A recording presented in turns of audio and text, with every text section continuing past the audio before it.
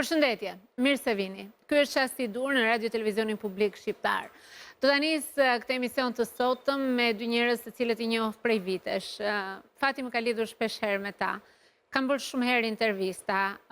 Mund t'i konsideroj miq edhe pse nuk takohemi çdo ditë. Megjithatë, kanë qenë gjithmonë burim frymëzimi për mua për mënyrën se si e kanë ndërtuar jetën e tyre dhe se si e kanë ndërtuar përditshmërinë, artin, gjithçka që ata përcjellin, qoftë si dy bashkëshort, ashtu si dy prindër, po ashtu dhe si dy artistë shumë të kompletuar.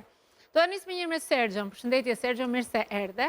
Dhe duke hulumtuar pak, duke diskutuar pak, ndoshta kemi gjetur këngën e tyre të preferuar për t'i ftuar në studio këtu bashkë me mua. Ta tentojmë një herë? Nisim. Ta tentojmë një herë.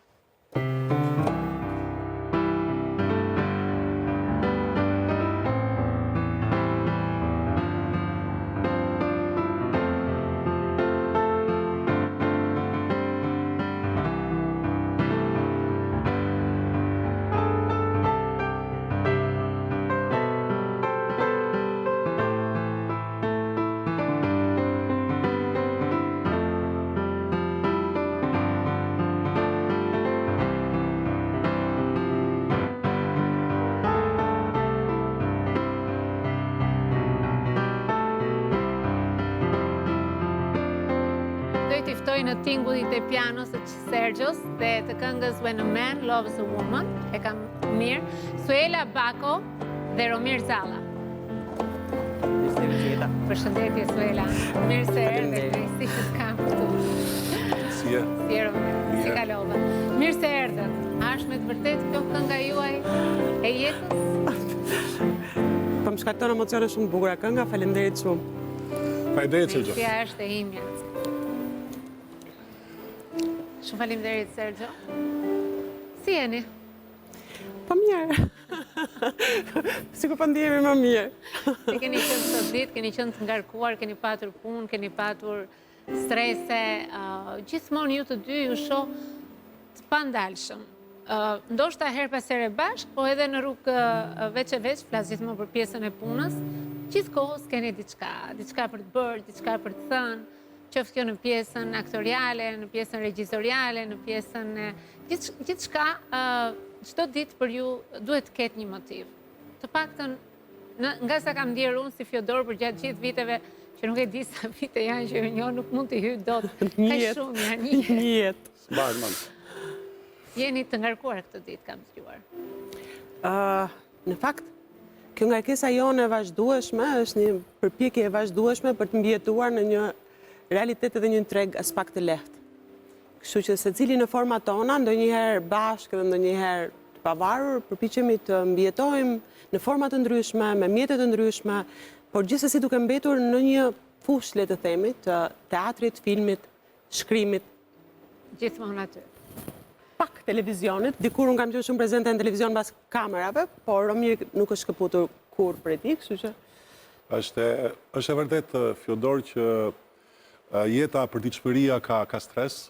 Këtu për shembull që nga një oazë qetësie edhe më thënë drejtën sikur po relaksohen. Po sikur po relaksohen. Ju ftojmë fakte gjysore, po keni mundësi ta shijoni, ta shijojmë. Po patjetër, nuk e di ka jacuzzi, kështu gjëra që më thënë që të rrim mirë. Jo jacuzzi nuk kemi vënë akoma, por përpiqemi sa më shumë të japim atë qetësinë, atë ndjesinë e paqes. Se e di që puna fillon direkt pasi dilni që këtu dhe me siguri me stres. Është e vërtet, për te shakaz, dhe më thënë erdhëm, ne jetojmë në të njëjtin qytet dhe e dim se si është të jetosh në Tiranë, erdhëm me shumë stres, trafiku, parkingu, bllokimi rrugëve sot, situata, vjen NATO, vjen NATO, ikën NATO, do më thënë, ndërkohë që ne jetojmë këtu, gjithsesi. Është ndoshta një fat, jo ndoshta, po është një fat i madh që jemi të dy, si thua, në këtë rrugtim, jo vetëm të jetës, por edhe profesional, sepse ndër të tjera edhe këtë stresin e kuptueshëm, ne, si thua, e ndajmë bashkë, ngarkesat emocionale, si thua, problemet, Stresi në fakt është një gjë që është kthyer në një smundje moderne në ditët e sotshme. Nuk ekziston ta si term dikur, mërziteshim thoshim. Po, tash kemi filluar të mësojmë këtë.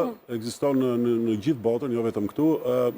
Unë do të thoja në fakt që mua personalisht, në fakt mua më shumë më streson, nuk më lodh dhe nuk më nervozon, nuk më streson ngarkesa e punës apo jeta në përgjithësi.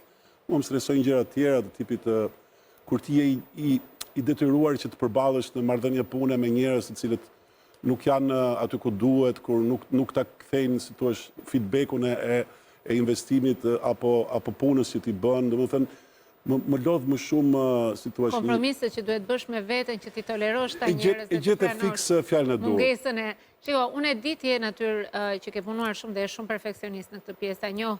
Dhe e di se deri ku mund të pranosh edhe për te i dëshirës tënde dhe e ta njohë bon sensin, edhe kur nuk je dakord me një gjë. Po, kështu qënë ka, e çuditshme pra. Ti ke kaq vite në treg dhe prap, edhe kur mund të kesh luksin, dhe e ke patur luksin të refuzosh apo të mos pranosh, gjithmonë ka qenë mirëkuptues dhe ka dhënë një mundësi Romiri. Unë kështu e njoh Romirin. Edhe kur ka menduar edhe besuar që ndoshta gjërat nuk janë aq sa do donte ai profesionalisht, prap e ka dhënë mundësinë, e ka pranuar këtë kompromisin. Por don edhe ai ndihmën e vet që të përmirësohet ndoshta kjo gjëja, sepse kam përshtypjen që është në natyrën e tij, ndoshta jo në shtëpi, si është në shtëpi. Jo, ky kompromis na shoqëron për gjatë gjithë jetës. Na shoqëron edhe në marrëdhëniet personale, sigurisht. Për fat të keq, gjithmonë më shumë bijem pre kompromisit, por mendoj që karakterizohemi nga një përmbajtje drejt shkuarjes së kompromisit lehtë të paktën. Atë ku kemi të pashmangshme.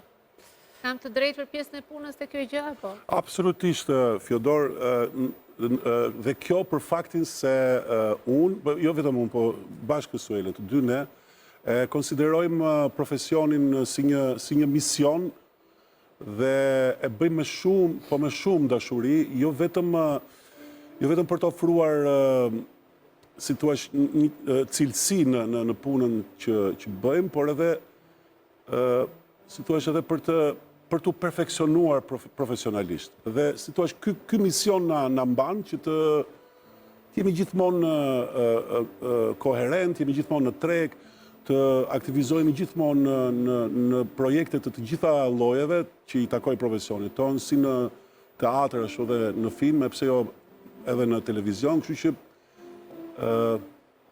që ja ku jemi. Ja ku jemi. Me sfidat tona, me përditshmërinë. Ja ku jemi dhe më duket sikur jemi vetëm në mes të rrugës. Po tamam. Jemi me të vërtetë në mes të rrugës. Unë jam në fillim fare. Kam qeshur intervistën e fundit që kam bërë me ty, vazhdo dhe po qesh në akoma aktor i ri. Po, aktor i ri dhe perspektiv. Sa ishte duke thënë? Me perspektiv. Kështu që nuk e di sa dhjetra role mund të kesh dhe sa dhjetra ndërmarrje mund të kesh, po Romirit i duhet edhe një 10 vjet që të hyjë të përses. Po, sa të një jetë. Shpresoj, kam shpresë. Shiko, unë ju të dy kam pasur, si që thash, një intervista shpesh. Kemi folur për ngjarje, për shfaqje, për filma, për pothuajse çdo lloj situate, po për ju të dy, unë nuk kam folur ndonjëherë. Pra ju të dy, ti dhe Romiri, që thot historinë tuaj dashurisë e mora vesh sot, pra nga stafi im, dhe thash, okej, ndoshta është momenti, çasti i duhur, që ju të rrëfeheni për mua se si kjo ndihmë e kërkuar nga profesori jon Petrit Malaj, ju çoi në një lidhje e cila i ka rezistuar kohës, ju ka dhënë 2 fëmijë të mrekullueshëm, sfida pafund, por edhe lumturi pafund. Që unë do ftoj të ndjekim një insert që e ka bërë gazetarja e redaksisë tonë, Marcela, dhe do kthehemi për të më dhënë ju komentet tuaja mbi çka kemi përgatitur sot. Ta ndjekim.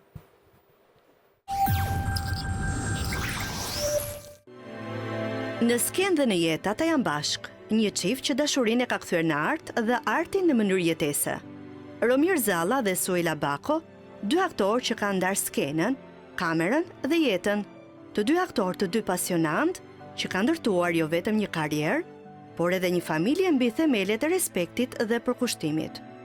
Në sy të publikut shpesh i shohim se personazhe, po përtej dritave të skenës janë bashkëshort, prindër, miq e bashkëpunëtor, Romiri dhe Suela janë prindër të 2 fëmijëve, Kaltrin dhe Hermes, 2 të rinj që ndjekin rrugë krejt të ndryshme, por me të njëjtën pasion për të ecur përpara. Kaltrin studion media dhe komunikim, ndërsa Hermes është fokusuar tek elektronika. Projekti më i fundit që ka bashkuar Romirin dhe Suelën në skenë është ADN-ja. Për këto e të tjera presim çfarë do na zbulojnë në çasti i duhur. Që ADN-ja është fiks një nga ato momentet kur ti jep shanse gjithë atyre të rinjve që duan. Megjithatë shkojmë pak tek historia juaj. Si është kjo puna me Petrin Bale një të ma shpjegoj dikush? Çfarë ndihme ju kërkoi Petrit Malaj dhe ju takuat për herë të parë? Kush e mban mend më mirë? Ambasadori ynë në Kosovë. Të cili përfitoj nga E rasti ta... përshëndesim. Ish pedagogu im, ish rektori Universitetit të Arteve dhe gjithashtu në Shumë kohën nderuar, time. i respektuar dhe madje shumë njeri i dashur dhe për ne, dhe për familjet tona të për tona. mëparshme dhe për familjen e vogël. Ai nuk bëri asnjë gjë, ai thjesht më dorëzoi se nuk kishte kohë. Dhe më dorëzoi tek një student i tij që unë të kisha mundësi të përgatitesha për konkurs me studentin e tij. Gjeti studentin më të mirë, patjetër. Pas ka çuar në dorë të ujkut. Me njohje familjare. Dhe nuk e di tani, se ndonjëherë pyes veten dhe unë besoj ke dashuria me shikim të parë, me thënë drejtën, nuk është se nuk besoj. Nuk është se ka qenë një dashuri me shikimin të parë, por jam e sigurt që ka pasur një gjë që ka ndodhur që herën e parë që jemi takuar. Kresh i thonë... Kresh i thonë shkote sot, me fjalët e sot me brezi i ri, duhet këtë qenë një Ishte një kresh. Po ti si e kujton këtë kresh, për shembull? Shiko, për ti shakas parësi se Suela e trajton si një gjë, domethënë, të rastësishme, unë fakt personalisht besoj që asgjë nuk ndodh rastësisht. Domethënë, çdo gjë ndodh për një arsye të caktuar, është shenjë, si thua. Dhe në këtë sens edhe ajo ditë kur unë isha duke bërë mësim me profesor Petritin dhe troket dera dhe profesori del dhe pastaj mbasi mbaroi mësimi më priste bashkë me Suelën dhe më tha Romir do punosh me Suelën, Suela ka dëshirë të konkuroj. Mendoj se ajo ka qenë unë e konsideroj një rastësi të fatlume sepse si thua në jetën e njeriut janë ngjarje të tilla të vogla, episode të tilla që i japin një drejtim tjetër jetës të thënë. Po mos ndodhe ai takim atë ditë, ndoshta jetët tona do të ishin ndryshe. Në këtë sens, domethënë, unë kam qef, kam dëshirë që atë momenta, si të kujtoj si një spunto e cila patjetër ta idealizoj dhe t'i jap si tush ngjyra romantike. Për te i kësaj, pastaj, për sa i përket kreshit, o zotë sa shpesh kemi folë për këtë moment. Për kreshit. Jo, e disa do nëmnizoja vetëm diçka që për fat të mirë, Romiri vazhdon të quaj një rastësi fatlume. Kupton se mund edhe mos ta përdorim më këtë shprehje, po ja kemi dalë mbas kaq shumë vitesh që të vazhdoj të konsiderohet një rastësi fatlume. Po rastësi fatlume ishte gjithsesi. Të kuptohemi.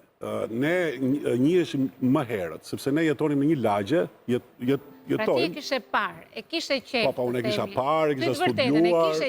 E kisha studiuar, e kisha parë, e kisha ndjekur. Po mi shoqe po. Po mi shoqe po. Jo, përtej, do më thënë, fakti është që familjet tona kanë qenë të njohur me njëri tjetrin. Pra i matë me babajnë e Suelës. Kanë qenë miq madje. Kanë qenë miq. Suela ka qenë si thua. Kam një pyetje. Po kur mori vesh Ytaçi po gjuaj gocën e mikut. Po. Çfarë tha? Si reagoi? Ai u gëzua shumë sepse por më tepër duke i njohur familjet njëra tjetrën, domethënë ishte si thua një gjë, një plus. Domethënë nuk ishte nevojë për të bërë kërkime që... Nuk morë si ofendim që ç'pun keti me vajzën e mikut ton të familjes, ç'tu desh mordjal... Dashuria jon ka qenë proces, domethënë, nuk ka qenë kështu që një ditë të bukur unë i thash ba, unë e dua atë, domethënë, ka qenë proces. Ma ti ka marrë shumë vite. Ka marrë shumë vite dhe mbas shumë vite, domethënë, këto diskutime mendoj ishin të tepërta, në kuptimin që si vajtet ti atje. Po ajo që isha duke thënë është që dhe më herët, Suela ka qenë në klasë me tim vlla, Dhe ka hyrë dhe ka dalë shpesh herë, më herët flasë fëmijë Suela edhe në shtëpinë tonë, për shkak të shoqërisë që kishte me vllajin, bëni mësimet bashkë apo ku diun diçka e tillë. Dhe se ka qenë nxënëse shumë e mirë në fakt në 8 vjeçare, në fillore. Edhe fal ndihmës së Suelës vllai im është bërë njeri, domethënë. Po, Jo pas ka shpëtuar familjarisht? patjetër, ka qenë vërtet fat i madh. E them seriozisht. Dhe pastaj për sa i përket kreshit, po thoja unë do thoja që më shumë se gjithçka ne na lidhi marrëdhënia në shkollë dhe të themi u dashuruam nëpërmjet profesionit. Përditshmëria. Jo vetëm, por edhe profesionit. Pasioni që kishte. Pasionit për profesionin, mbi të gjitha, sepse për te gjithë shkaje, do më thënë, më shumë se sa njëri tjetër, ne vërtet e duam shumë profesionin tonë. Dhe ajo është një gjë e cila na jep forcë, na jep shtys që të heci përpara, të bëjmë një gjë të mirë, dhe ka qenë gjithmonë shtys edhe për etapat e jetës, qoftë për të rritur fëmijët, për t'i shkolluar ata, siç jemi në këtë fazë. Do të thënë, gjithmonë nëpërmjet profesionit ne edhe dashurohemi, si thua, i japim, si thua, Sfidat e reja dhe hapësirat e reja dashurisë tuaj. Absolutisht.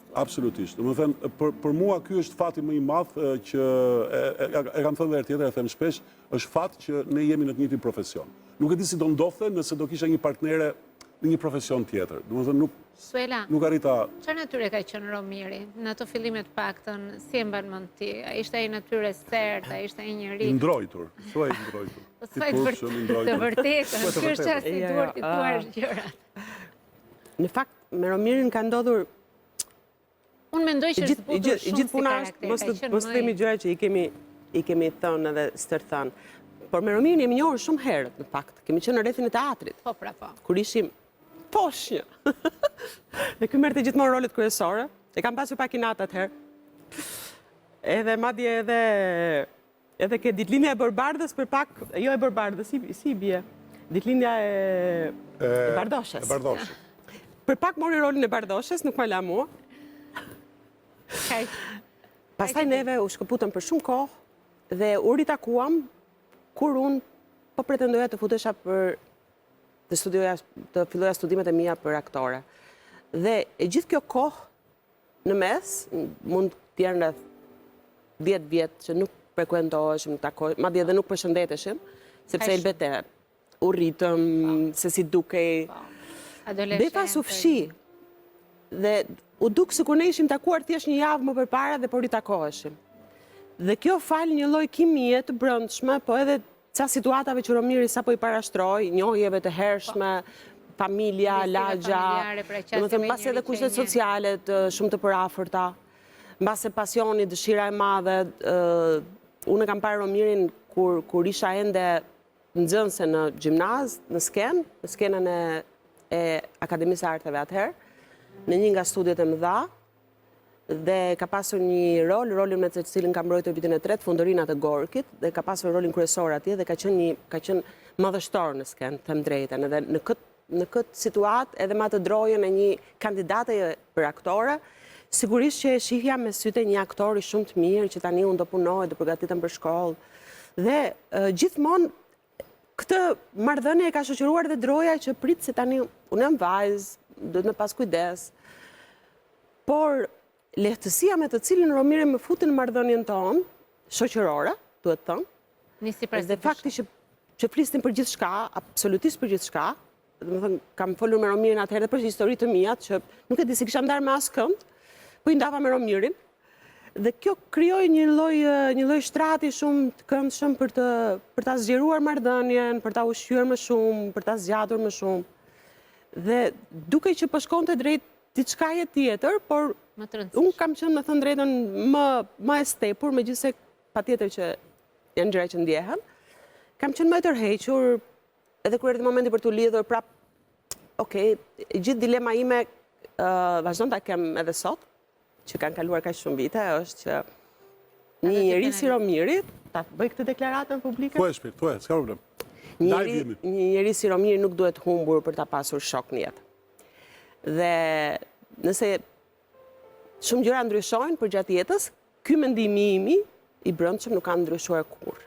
Me thënë, Romiri është një shok i mrekullueshëm që di të dëgjoj, di të japi mend kur duhet, di edhe të lë rahat kur duhet. Dhe besoj që mes partnerëve një gjë e tillë është shumë e rëndësishme.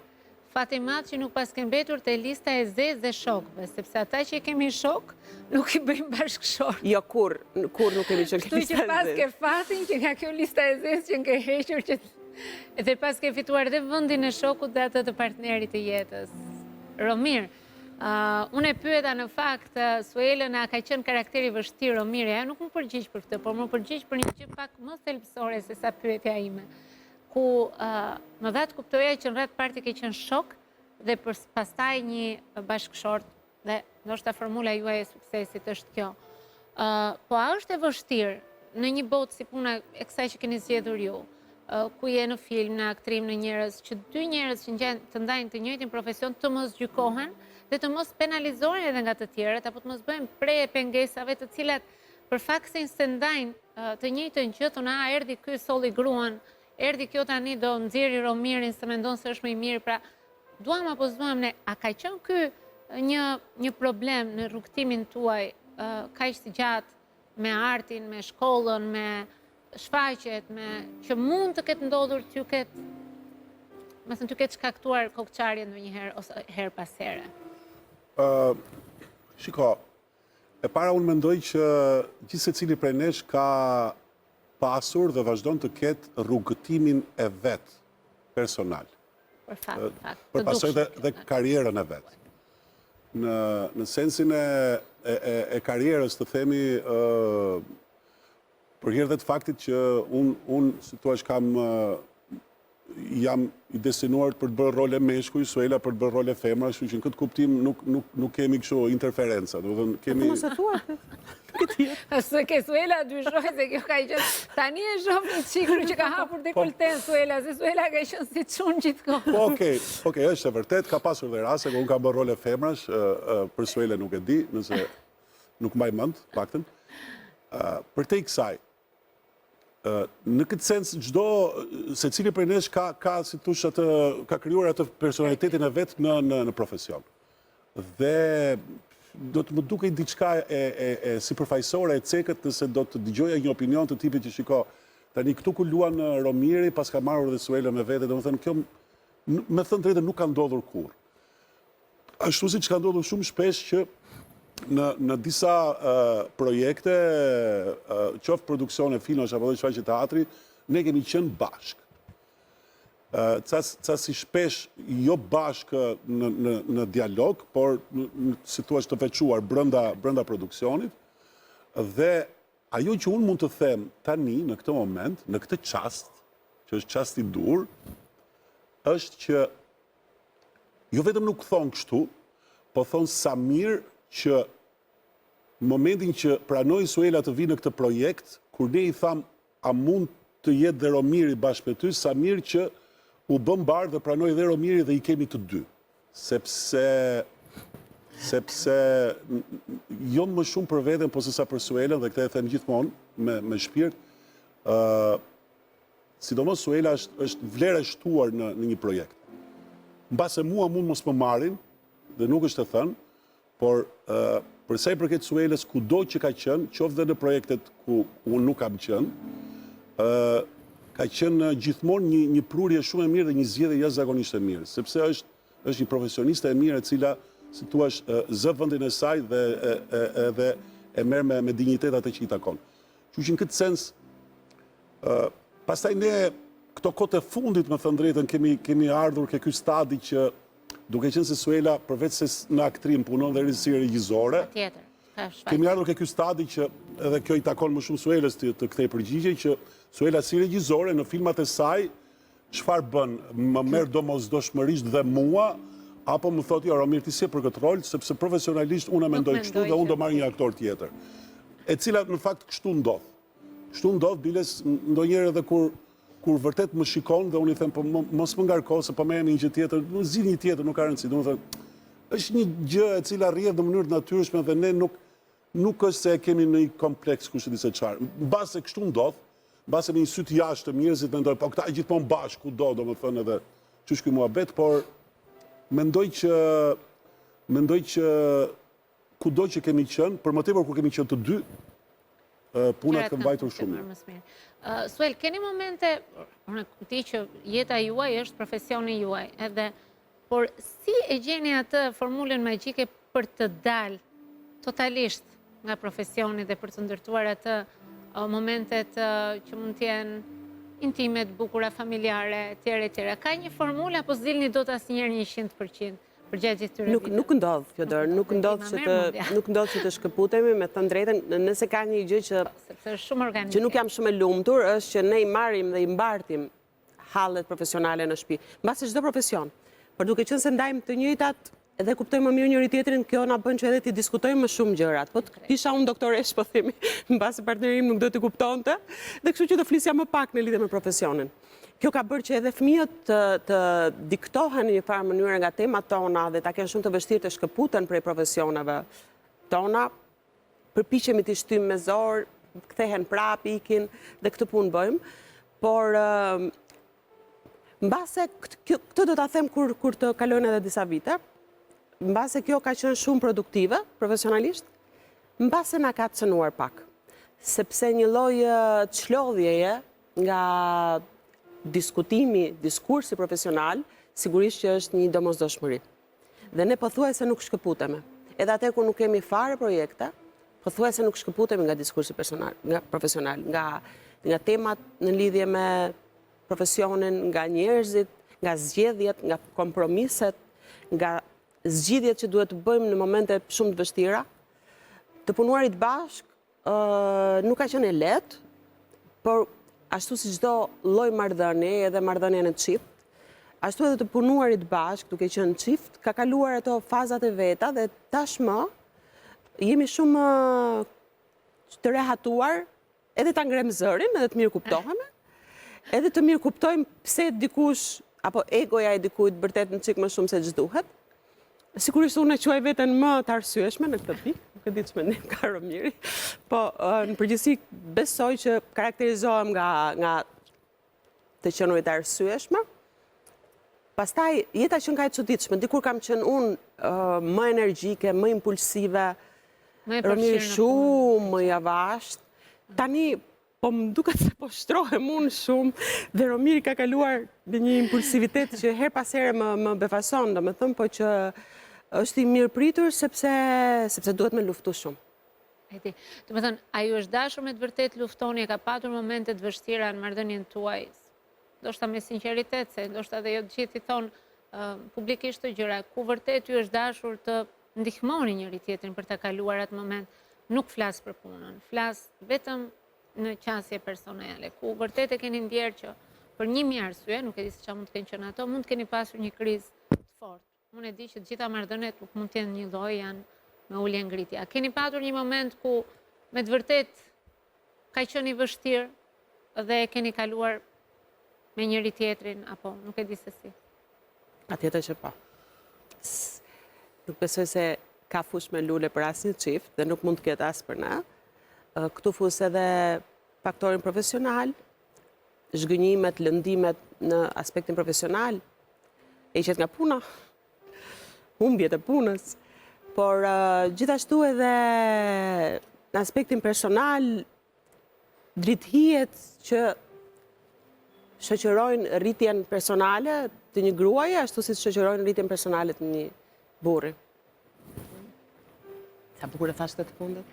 Lëre më mirë. Ndalova një moment që ta procesoj. Kaloj një moment se sa mos po thot në një gjë tani që... Jo, shiko, jo. Jemi vonë, Romiri duhet të nxitojmë. Okej. Duhet të ikim. Nuk kemi kohë, po, nuk kemi kohë. Ne gjithmonë. Jo, kemi kohë. Sa kohë kemi? Jo, është okej. Edhe kjo na shoqëron gjithmonë nga që lëm orare dhe takime dhe gjithmonë jemi aty, domethënë tani duhet ishim diku tjetër. Në fakt kisha më shumë për emisionin që duhet të mbarojmë sepse ka një orar, besoj. Jo, ne jemi deri në orën 4. Jemi, po megjithatë ka tema të tjera, kështu që. Shiko, unë do thoja patjetër në kuptimin personal kemi pasur ndoshta më shumë situash personalisë sa duke ja kaluar njëri tjetrit luhatje, jeta është e tillë, por më duhet ta them prap gjithsesi që puna, profesioni është gjithmonë prezent. E kemi këtë fatmirësisht apo fatkeqësisht. Dhe nëse ka pasur luhatje të frikshme, ku pa diskutim që jemi gjendur njëri tjetrin, kanë qenë pikërisht luhatjet dhe vështirësitë që kanë bënë në raport me punën dhe me profesionin. Me thënë drejtën, me shpirt, unë do doja që kur futem në shtëpi, ta ul automatin dhe të mos mendoj për punën. E ca më tepër ta diskutoj me Suelën apo qoftë dhe me fëmijët. Por është një gjë e pashmangshme dhe e mira tani është që ne merremi vesh me gjysmë pa fjalisht. Domethënë, jemi duke folur për një problem familjar, që shikoj duhet të shkojmë për qoke ashtu dhe në mes të bisedës futet një po me atë si do bëjmë. Unë them që më mirë të mos, domethënë vetëm ne e dim se për çfarë po diskutojmë sepse faktikisht me mendje jemi akoma Në është një dialog ineksistent që ecën. A mund ta konsiderojmë arritjen tuaj më të madhe fëmijët? Pra, në aspektin familjar, personal, qasjen, ata të dy, një vajza jeton në Budapest? Po. Dëgjova? Është me studim atje? Është me studime. Dhe djali në Shkodër. Por jetoni ju rinin e dy tani që i keni heq nga shtëpia? Kjo ka qenë një ndër momentet më të vështira edhe të jetës në çift, me thënë drejtën, sepse ajo shtëpia duket kaq e madhe, nuk është kaq e madhe, po duket kaq e madhe kur fëmijët nuk janë në të. Por të dy jemi të bindur që kjo ka qenë zgjidhja më e mirë për ta, me gjithë dhimbjet e veta, se dhe për ata nuk ka qenë as pak e lehtë. Dhe ne, mos të flas ne, unë jam shumë e lumtur që ne kemi mbërritur të rrisim dy fëmijë të shëndetshëm emocionalisht dhe dy qytetarë të denj. Për mua ka qenë gjithmonë e rëndësishme të rrisja dy qytetarë të denj që nuk do bëjnë kur keq dikujt, që do të bëjnë më të mirën aty në cilën fushë që ata kanë qenë, më të mirën që munden, dhe që më shumë se do na bëjnë krenar, do bëjnë krenarëve të natyra, me thënë drejtën, sepse edhe kjo krenaria e prindërve ndonjëherë është një egoizëm i tepruar. Ata duhet të jenë krenarë për veten e tyre. Pastaj po të jenë dhe për na. Më çoj një njoftim nga regjia që kanë një gjë për të më një video mesazh. Unë e dija që ka diçka, po ta shohim mirë, ta ndjekim. Përshëndetje. Kur më kërkuan të video, më thanë të bëja një përshëndetje surprizë. Kështu që përshëndetje, kjo është një surprizë. Dhe kur dëgjova që emri i emisionet është Çasti i duhur, nuk e di pse mendova që do ishte një emision romantik. Dhe mendova që ju të dy me shumë mundësi jeni takuar në çastin e duhur.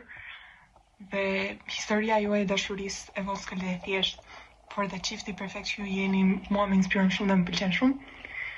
Dhe po, përshëndetje, kjo është një surprizë. Ju kam shumë zemër, kam marrë shumë malli. Dhe mezi pres t'ju shoh në Budapest. Kjo është një ftesë publike, tani shkon nga një ftesë private në një ftesë publike. Merrni kohën tuaj. Ju kam zemër. Faqim. Syri, bab. Si është kjo puna, ju pres publikisht Budapest, nuk shkoni në Budapest, si është puna? Jo, vajza ka dëshirë që ne të shkojmë sa më shpesh. Sa më shpesh. Përveç kësaj, ndryshe nga gjithë vitet, nga 2 vitet e tjera, ne nuk e unë zakonisht e kam përcjell dhe kam çuar deri atje, ajo është rehatuar dhe unë kam qenë prezent. Unë nuk vajta këtë vit, as Romir nuk vajti këtë vit, dhe asaj ka munguar kjo pjesë. Kjo pjesa kur ju të dy shkoni dhe të paktën jepni këtë kurajo prindërore. Nuk është se, shiko, nuk është se ajo ka shumë kohë pa qenë me ne, sepse ajo ka qenë në verë, pushimet e verës i kaloi këtu, por ka punuar në fakt. Ka qenë, i ka vajtur vera, gjithë vera e ngarkuar ka qenë në punë, domethënë dhe kur mbaroi vera, ne kuptuam, ajo kuptoi që nuk është se kaluam aq shumë kohë sa ç'duhet së bashku, edhe si thua që ka mbetur kjo mangësi, por më tepër që këtë vit ajo ka nevojë diçka më shumë për ne që të shkojmë atje, sepse ajo po akomodohet në një shtëpi tjetër, ku diun. Për te kësaj, nëse më lejon të them dhe unë 2 fjalë për këtë situatën e re që ndodhemi, të cilën po e përballojmë. Babi gjithmonë i merr me shaka dhe me humor situatat. Më fal, mund të të korrigjoj pak me një lloj autoironie që ty të karakterizon shumë bukur me atë humorin tënd, ku dhimbjen e kamuflon apo gjërat që do të thuash i kamuflon me humor. Po sepse sigurisht sepse edhe drama është ka qenë shumë ndihmuese për të kaluar shumë situata në fakt. Edhe drama është pjesë e jetës dhe drama dhe komedia shkojnë bashkë. Në qeshura me problematikën, me dramatikën. Ka një gjë në fakt që këtë moment që do vinte një ditë që do nxirnin fëmijët nga shtëpia, unë e kisha menduar, por nuk e kisha menduar kaq afër, kaq shpejt. Tani që ky moment është fakt, përpiqem ta kalojmë në sportivitet, edhe e them shpesh që tani që ne jemi vetëm në shtëpi, tek ajo shtëpia që na duket aq e madhe siç tha Suela, i marr 2 mace, një mace të zezë dhe një mace të bardhë, që zezën e mbaj unë të bardhën Suela, dhe kur vjen Kemi të mirën dhe të keqen mes nesh. Po, dhe kur vjen puna për të zënë me njëri tjetrin, zihemi me macet për kace, unë i përtas macës të Suelës, Suela i përtet macës time, dhe e kemi zgjidhur këtë punë, domethënë. Pra, kur do t'i biesh derës... I bie penxeres, të këtë rast unë i bie macës, ajo e bardha e Suelës është shumë e urtë në fakt, është si leckë qimentoje, kudo që ta marrësh, kudo që ta vësh të lëviz. E zeza grimë. Ajo e zeza, ajo të ha. Dhe është një moment që jeta i ka këtë si thua të nxitim, etapat kalojnë ndigjen shpejt. Nuk e di se kush më tha me shaka para disa ditësh që shiko, shumë shpejt mund bëhesh dhe gjysh. Vajza mbushë 21 vjeç dhe për 4-5 vjet mund bëhesh edhe gjysh, kështu që përgatitu. Dhe kur e dëgjova këtë tash Romirit, ne mund të bëhemi edhe më shpejt. Dhe mu duke se nuk e diet asnjëherë. Ti sa vjeç ke qenë kur ke patur vajzën? Rreth kësaj moshe duhet kesh qenë pak a shumë. Jo, unë kam qenë 28 vjeç kur kam lindur Kaltrin. Besoj që kam qenë e rritur, nuk kam qenë shumë e re, jo. Unë këtë bisedë dëgjova tani herët, sepse me qëra fjala, tetori është një muaj të cilin unë e dua shumë, nga që në tetor kanë ditëlindjet. Gënjen. Djali e ka ditëlindjen Djali e ka ditëlindjen e kishte në 3 tetor, vajza e kishte në 5 tetor. Unë e di këtë shprehjen tënde ma ke thënë më grin nga lekët ky tetori. Jo, nuk kam thënë. Them që gënjen. Unë kam thënë, shpreha ime është tetori rrogën mamori, kështu kam thënë. Tamam. Dhe në 12 tetor e ka ditëlindjen Suela, kështu që është vërtet çast i dur ky moment që po ndodh me ne tani, sepse unë dua të përfitoj nga rasti që edhe ti uroj fat dhe mbarësi, jo vetëm fëmijëve në këtë muaj ditëlindjesh, por edhe Suelës, megjithëse pak paraprakisht, po pra. Po ja, s'ka rëndësi, domethënë. I rëndësishëm është pendimi i mirë. Ta se kishe bërë një dhuratë surprizë edhe. Më kapi një tetori pra, ti lërë tetori. Ta se ka ndodhur të kjo. Na lërë të marrin pak frymë, ndoshta dhurata do të jetë një udhtim në Budapest tek vajza. Një rrugë di punë. Një udhtim në Budapest te vajza. Kemi edhe një video mesazh tjetër ka këmbgulur në fakt që të jetë me një përshëndetje. Ta shohim pak. Përshëndetje Hallaela dhe Xhaxhi Romiri.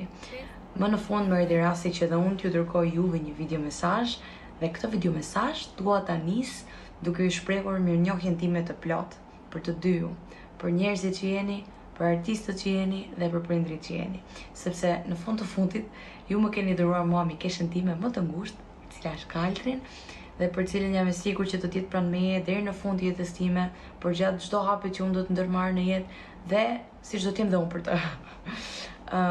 Dua t'i them se jeni një inspirim shumë i madh për mua. Jeni shembulli që unë dua të ndjek dhe në fakt jeni shembulli perfekt që çdo artist i ri do donte të kishte për të ndërmarrë hapat e parë në këtë industri që është bota e artit, e cila është shumë e vështirë siç të gjithë ne e dimë. Jam e fat për këtë gjë dhe jam shumë krenare për çdo arritje tuajën, sepse i di shumë mirë brapa skenat, sa shumë lodheni dhe sa shumë punoni për të qenë aty ku jeni. Dhe unë vërtet mendoj që meritoni shumë më shumë, meritoni majet më të larta dhe vërtet besoj që do t'i arrini një ditë dhe ju uroj me plot zemër. Dhe jeni ndër njerëzit e parë tek cilët unë shkoj për të marrë një mendim për performancat e mia apo një mendim kritik, sepse syri juaj artistik është ai që unë vërtet i besoj, edhe nuk më kalon kurrë në balë deri tani. Dhe sa herë marr komplimenta, e di që janë të sinqertë ndaj lumturohen tej mase. Vdes sa herë keni shfaqje teatri, mezi pres të di çfarë projekte të reja keni, dhe mezi më pres shfaqjet e reja që do të vinë. Kështu që do ta mbyll me kaq, ju puth fort jo vetëm unë, po gjithë familja Bako, edhe E puthim fort hallën edhe burrin e hallës. Gjithë familja Bako e dua shumë Arsin, unë e kam dobësi Arsin. Është edhe ne besa jote, por është një nga ata fëmijët e artë dhe donte të ishte këtu pjesë e këtij paneli sot në një mënyrë apo në një tjetër. Dhe nuk di, domethënë pas keni qenë një familje gjithë resurs. Arsi ka qenë një zbulim jashtëzakonshëm i familjes tonë, them drejtën. Është dhe vazhdon. Sepse, okay, aktrimi është tjetër gjë, po të kesh vokalin që ka Arsi, që kam qenë në një event përpara një muaji, në fund të gushtit u bë një event muzikor me muzikë të viteve 90, dhe Arsi këndonte, dhe mund të them që më është dukur një diva e vërtet në skenë dhe mbase një ndër zërat më të bukur që kam dëgjuar ndonjëherë në jetë. Ashtu është e vërtet. Dhe unë mendoj që ajo vajzë do të eci shumë lart. Tani unë dua ta mbyll me dy gjëra. E para, filmi i cili vjen premier, vetëm pas pak ditësh, 2-3 ditë në ndaj nga premiera e Po, filmit. datë 15. ADN, ku ju jeni pjesë e tij dhe padyshim duam që t'i japim një mesazh për gjithë ata që duhet të vinë ta shohin këtë film. Pse? Sepse edhe ai film mbi të gjitha flet për dramën e një familje, flet për luftën që bëhet, luftën për mbijetesë që bëhet për ta mbajtur familjen të bashkuar. Është një familje e cila për arsye të caktuara në një pikë të jetës së saj ndahet dhe pastaj filmi flet për peripecitë e bashkimit të kësaj familje, e cila ka prindrit, babain dhe nënën, të cilët i luajmë ne, unë me Suelen, dhe ka dhe dy vajza binjake, të cilat mbas 20 vitesh rigjejnë motrat njëra tjetrën, sepse ashtu qëlloi që u ndar njëra vajzë jetonte me tjemën, tjetra vajzë jetonte me Pak tjetër. fiction, pra po themi pak Është pak fiction, dram, ka pak aksion, romancë. Është një film i mirë. Ne kemi bërë